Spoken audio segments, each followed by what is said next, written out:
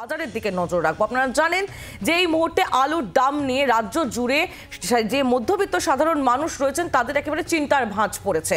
যদিও কালকে ধর্মঘট তুলে নেওয়া হয়েছে আলু ব্যবসায়ী সমিতির তরফ থেকে, কিন্তু এখনো পর্যন্ত বাজারে যেটা দেখা যাচ্ছে যে একটি বাজারে আলুর ৩ রকম দাম।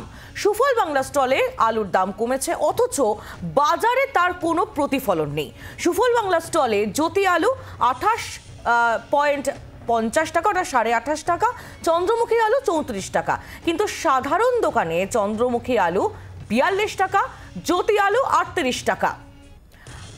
ঠিক কি পরিস্থিতি বাজারগুলোতে আমরা জানবো। অয়ন ঘোষাল আমাদের প্রতিনিধি রয়েছেন আমাদের সঙ্গে, সরাসরি অয়নের কাছে চলে যাব। অয়ন, গতকাল বৈঠকে সিদ্ধান্ত হয় যে হিমঘর খুলে দেওয়া হবে, আলু আসতে শুরু করবে এবং আজ থেকে দাম কমে যেতে পারে এমন একটা আশাও করা হয়েছিল, কিন্তু তার কোনো প্রতিফলনই দেখা যাচ্ছে না।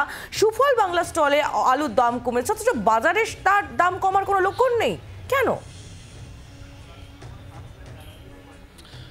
কম বেশি 24 ঘন্টা আগে গতকাল ঠিক এই সময় মানিকতলা বাজার থেকেই তোমাদের সঙ্গে কথা হচ্ছিল। তার মধ্যে 3টে গুরুত্বপূর্ণ ডেভেলপমেন্ট ঘটেছে। একটা হচ্ছে প্রগতিশীল আলু ব্যবসায়ী সমিতি, তারা তাদের যে ধর্মঘট সেই ধর্মঘট প্রত্যাহার করে নিয়েছে, কিন্তু পাশাপাশি তারা এটাও জানিয়েছে যে তারা আলুর হিমঘরের যে গেট, সেই গেটের যে আলু বেরোচ্ছে তার দাম নিয়ন্ত্রণ করতে পারেন। খোলা বাজারে আলুর কি দাম হবে তার উপর তাদের কোনো নিয়ন্ত্রণ নেই। এবং সেই কথা শোনার পর মুখ্যমন্ত্রী মমতা বন্দ্যোপাধ্যায় দুটি গুরুত্বপূর্ণ সিদ্ধান্ত নিয়েছেন। একটা হচ্ছে হিমঘরের 20% আলু যা অন্য রাজ্যে রফতানির জন্য মজুত রেখে দেওয়া হচ্ছিল বলে আলুর দাম বাড়ছিল, এমন একটা তথ্য উঠে এসেছিল। এই 20% আলু অবিলম্বে মার্কেটে ডিসবার্স করতে হবে, মার্কেটে ছেড়ে দিতে হবে। এবং তার থেকেও যেটা গুরুত্বপূর্ণ সেটা হচ্ছে আলুর বন্ড। এই আলুর বন্ড অবিলম্বে বাজারে রিলিজ করে দিতে হবে, সেই বন্ডটা হোল্ড বা আটকে রাখা যাবে না। কিন্তু এই 3টে অত্যন্ত গুরুত্বপূর্ণ ডেভেলপমেন্টের পরের দিন সকালে রিয়ালিটি চেক করতে এসে আমরা কি দেখলাম? আমরা দেখলাম যে মানিকতলা বাজারের কোনো অংশে আলুর দাম কমেনি। তবে হ্যাঁ, রাজ্য সরকার নিজে যে সবজি বিপণন এবং বন্টন করে এই সুফল বাংলা স্টলে তাৎপর্যপূর্ণভাবে আলুর দাম কমেছে। আমাদের কাছে আজকের সুফল বাংলার যে তালিকার লিস্ট এসছে তাতে আমরা দেখতে পাচ্ছি সেখানে চন্দ্রমুখী আলু তার দাম কমে হয়েছে 34 টাকা, জ্যোতি আলুর দাম কমে হয়েছে 28 টাকা 50 পয়সা। কিন্তু মানিকতলা বাজারের অন্যান্য জায়গাগুলো, বিশেষ করে খুচরো মানিকতলা বাজারের আলু পেঁয়াজ বিক্রেতা, তাদের কাছে এখনো পর্যন্ত চন্দ্রমুখী আলুর দাম 42 টাকা, সেখানে জ্যোতি আলুর দাম বেড়ে হয়ে গেছে 38 টাকা। আর এই মুহূর্তে মানিকতলা আড়তে দাঁড়িয়ে রয়েছি, সেখানে সামান্য স্টক রয়েছে, কারণ এখানকার বিক্রেতারা বলছেন তারা গতকাল ধর্মঘট উঠে যাওয়ার পর থেকে এখনো পর্যন্ত নতুন করে কোনো আলুর ট্রাককে এখানে ঢুকতে দেখেননি। তাদের কাছে এই যে স্টকের ছবি এই মুহূর্তে আমার ক্যামেরা বন্ধু তরুণ দেখাচ্ছে, এই স্টকটা হচ্ছে গত শনিবার অর্থাৎ 20শে জুলাইয়ের স্টক। এই স্টক এখনো পর্যন্ত যে বিক্রেতার কাছে রয়েছে তারা চন্দ্রমুখী আলু বিক্রি করছেন 40 টাকা দিয়ে এবং জ্যোতি আলু বিক্রি করছেন 35 টাকা দিয়ে। অর্থাৎ একজন সাধারণ ক্রেতা এই এত বড় 3টে উল্লেখযোগ্য ডেভেলপমেন্টের পরেও কিন্তু বাজারে এসে হাতে কলমে তার কোনো সুফল পাচ্ছেন না, তার কোনো প্রতিফলন দেখতে পাচ্ছেন না। একেবারে অয়নসের ছবি আমরা দেখতে পাচ্ছি, এক বাজারে আলুর 3 দাম। তুমি আমাদের সঙ্গে থাকো। সুফল বাংলা স্টলে আলুর দাম কমেছে, অথচ বাজারে তার কোনো প্রতিফলন নেই। সুফল বাংলা স্টলে জ্যোতি আলুর দাম 28.5 টাকা, চন্দ্রমুখী আর 34 টাকা।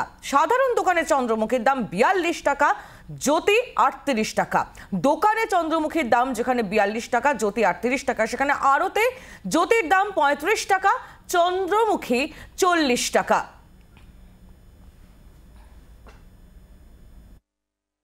এখানে ইয়ে করবো আমরা, আপনার ঝামেলা করলে আমার বলতে হবে। আমার কাছে 38 টাকা, 38 টাকা। বেশি দাম কেন? দাম বেড়েছে, যেখান থেকে কিনেছি 1620 টাকা করে আলু কিনেছি। আর চন্দ্রমুখী কত?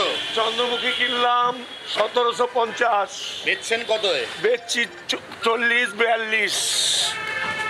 বাইরের বাজারে কিন্তু এখনো পর্যন্ত আলুর দাম সেই চড়া। এই মুহূর্তে যেখানে সুফল বাংলা স্টল মানিকতলা বাজারে, ঠিক তার পাশে একদম ফুটপাতের ওপর আলু বিক্রেতারা বলছেন তারা চন্দ্রমুখী এবং জ্যোতি আলুর দাম অনেকটাই বেশি দামে তারা কিনছেন পাইকারি বাজার থেকে, এবং সেই কারণে তারা চড়া দামে বেচতে বাধ্য হচ্ছেন। জ্যোতি আলু বিক্রি হচ্ছে 38 টাকায়, চন্দ্রমুখী আলু বিক্রি হচ্ছে 42 টাকায়। অর্থাৎ সুফল বাংলা ন্যায্য মূল্য সেই দামের থেকে এই দাম অনেকটাই বেশি। যদিও দাম জিজ্ঞাসা করায় রীতিমতো খাপ্পা হয়ে গেলেন এক বিক্রেতা জি 24 ঘন্টার ক্যামেরার সামনে নিজের ক্ষোভ উগরে দিলেন তিনি। এখানে আমাদের প্রতিনিধি অয়ন ঘোষালের পাঠানো প্রতিবেদনের দিকে নজর রাখছিলাম, সরাসরি একবার অয়নের কাছে চলে যাব। অয়ন, যেমনটা আমরা দেখছিলাম তোমার পাঠানো প্রতিবেদনে, যে ওই যিনি বিক্রেতা তিনি বলছেন যে তাকে যে দাম দিয়ে, অর্থাৎ যে দাম বেশি বেড়েছিল এই কয়েকদিন আগেও, সেই রকম দাম দিয়েই তাদের কিনতে হচ্ছে, তাই জন্যই তারা খোলা বাজারেও দামটাকে বাড়িয়েই রেখেছেন। এই বিষয়টা ঠিক পরিষ্কার করবো তোমার কাছ থেকে, যে কেন তাদেরকে, অর্থাৎ বিক্রেতাদের এখনো বেশি দামে কিনতে হচ্ছে? ধর্মঘট তো উঠে গিয়েছে। না, পরিষ্কার করার কিছু নেই, গোটা বিষয়টা তো ধোঁয়াশার। কারণ এর আগে যখন সবজির দাম বেড়েছিল, তোমার মনে থাকবে টাস্ক ফোর্স এবং এনফোর্সমেন্ট ব্রাঞ্চ তারা কলকাতার বিভিন্ন বাজারে ঘুরে একটা অদ্ভুত তত্ত্ব আবিষ্কার করেছিলেন। বেশিরভাগ বিক্রেতা, খুচরো বিক্রেতা, তারা কোলে মার্কেট থেকে সবজি কিনছে না। অতএব যেদিনকে কোলে মার্কেটে দাম কমছে সেদিনকেও তারা দাবি করছেন তারা তাদের যারা স্টকিস্ট তাদের কাছ থেকে বেশি দামে সবজি কিনেছেন, তাই তারা বেশি দামে বেচতে বাধ্য হচ্ছেন।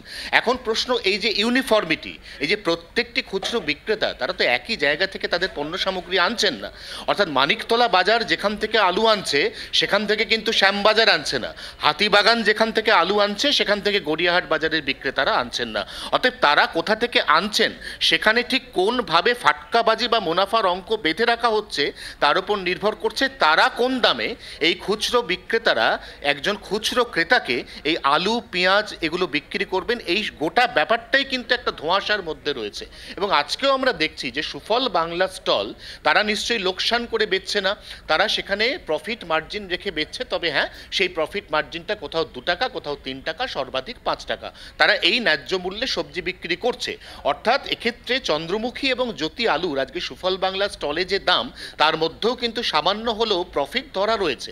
অতএব সেক্ষেত্রে যে আলুটা, ঠিক তার পাশের একজন বিক্রেতা যিনি নিতান্ত ক্ষুব্ধ হয়ে গেলেন, জি 24 ঘন্টা তাকে শুধুমাত্র জানতে চেয়েছিল যে তার এই বেশি দামের ব্যাখ্যা কি, কারণ কি।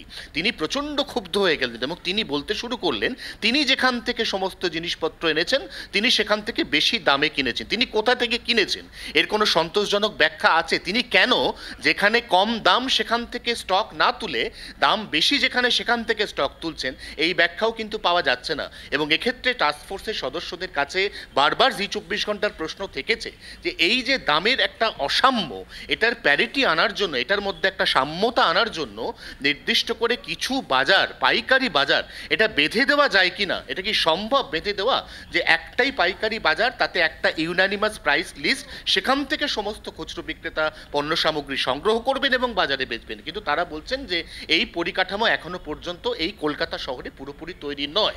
অতএব এ ধরনের ফাটকাবাজি, কোনো কোনো ক্ষেত্রে দামের বৈষম্য, এগুলো এই সচরাচর এই ধরনের কোনো ক্রাইসিস, কারণ আমরা জানি যে 20 জুলাইয়ের পর থেকে হিসেব মতো আজকে 25 তারিখ সকাল 8:40 বাজে এখনো পর্যন্ত কিন্তু আলু হিমঘর থেকে বা হোলসেল স্টক থেকে হরিপাল হুগলির সেখান থেকে কলকাতার বাজারে সে অর্থে ঢোকেনি।